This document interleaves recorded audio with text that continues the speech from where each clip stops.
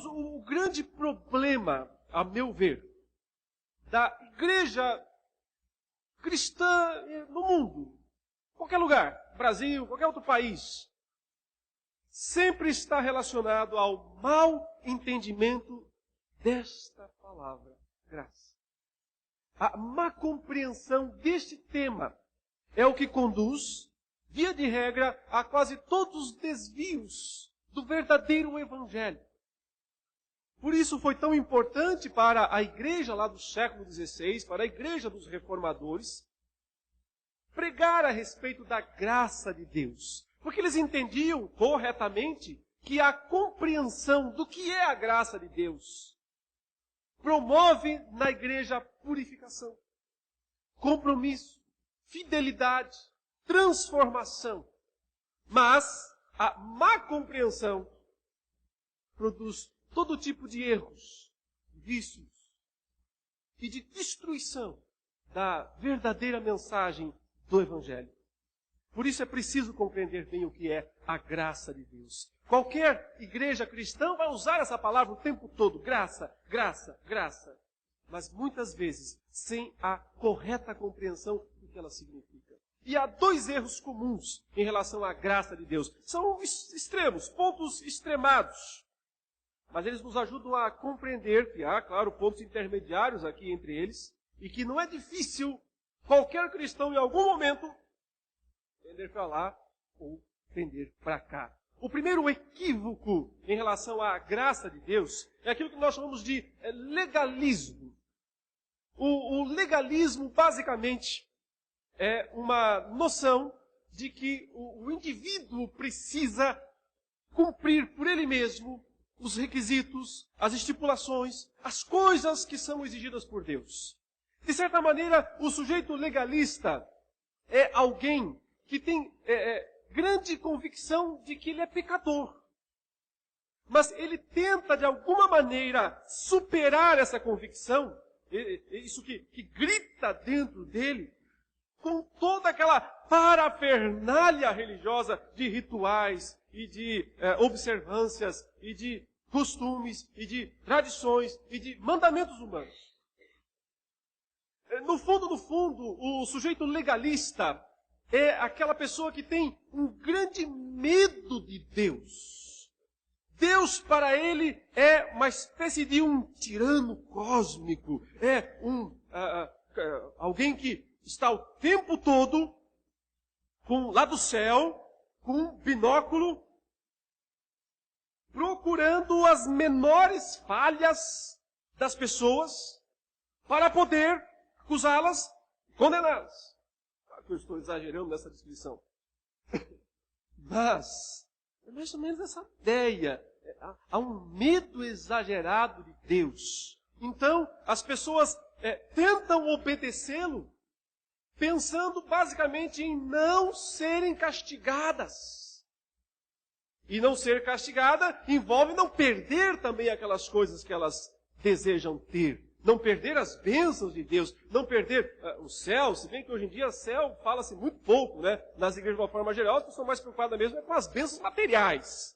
Então, pensa que se não cumprir toda aquela série de rituais, de estipulações, de ordenanças, não vai ter saúde, não vai ter prosperidade, não vai ter isso, não vai ter aquilo, não vai dar, o casamento não vai dar certo, os filhos, enfim.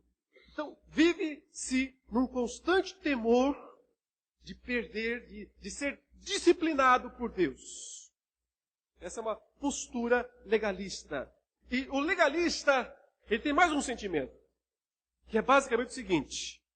Ele pensa assim: eu faço tudo isso e ele não faz, o meu vizinho não faz.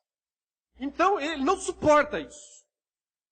Porque no fundo ele pensa, eu abro mão de todas essas coisas e ele não abre. Então ele se transforma num juiz do seu vizinho, do seu amigo, do seu irmão. Por isso que é difícil lidar com os legalistas. E todos nós somos um pouquinho legalistas, mais ou menos. Ora mais, ora menos. É algo difícil de arrancar do nosso coração essas posturas muito legalistas. Mas o outro lado da moeda é aquilo que nós chamamos de posição mais liberal. Ou poderíamos dizer libertina, né? Então, essas pessoas, se os legalistas têm muito medo de Deus, os libertinos, digamos assim, não têm medo nenhum. Para eles, Deus é mais ou menos aquela figura daquele Papai Noel, né? Só fala ho, ho, ho e tem um saco de presente para dar para as pessoas. Ou seja, Deus não fala coisa nenhuma, Ele não tem exigências, Ele não tem uma postura de cobrança. Deus é um paizão. E você pode fazer o que você quiser, que Ele vai sempre perdoar. Então, o libertino, digamos assim, é alguém que pensa que o pecado não é importante. Uma pessoa pode fazer isso, fazer aquilo, que vai dar tudo certo. Que Deus não vai condená-la, que Deus não vai abandoná-la. Hoje em dia existe até uma maneira, muitas vezes, de justificar pecados debaixo de uma certa ideia de que é da cultura, que é cultural. E coisas culturais não são nem pecaminosas, nem boas, elas simplesmente são. Então, existe uma onda interessante hoje nas igrejas de muitos crentes que falam palavrões. Aliás, tem até uma Bíblia trazida na internet com um monte de palavrões, como se fosse uma Bíblia voltada para o jovem, né, do mundo, que usa um monte de palavrões. Põe palavrão na boca de Jesus, na boca dos apóstolos, coisas absurdas, realmente absurdas. E qual é a justificativa para isso? A justificativa é que palavrão não é pecado. Palavrão é uma coisa da cultura, é da sociedade. As pessoas falam porque tem a ver com os relacionamentos sociais. Portanto, palavrão não é pecado.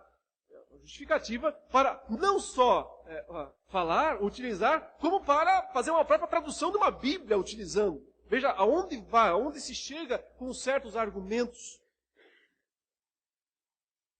que, no fundo, estão baseados numa ideia de que o pecado não é importante. E não tem nenhuma preocupação com isso. Deus é bom, Deus é amor, Deus sempre vai perdoar, Deus sempre vai, no final, dar tudo certo. São duas posições que solapam a graça de Deus.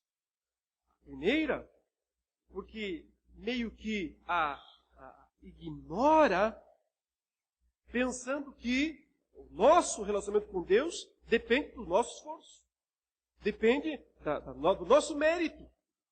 Então, isso é o legalismo. A outra posição